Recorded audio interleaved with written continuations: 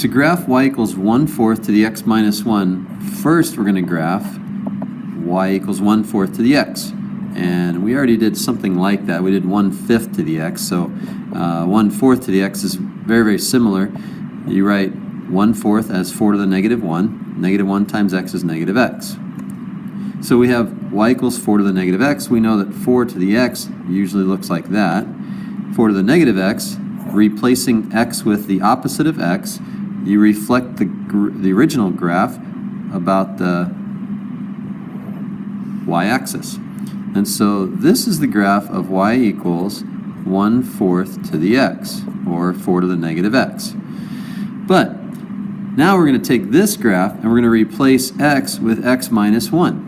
So we have the graph of the original function, which is 4 to the negative x, or 1/4 to the x.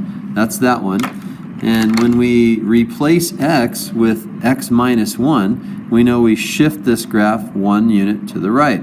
So we're going to take 1 unit to the right, and we're going to graph same graph, shifted 1 unit to the right. And now the key point has the coordinates 1, 1. And you could always check that too. You can look at this, you can take the original function and make an XY chart out of it. And anytime you get stuck, guys, you could just do that too.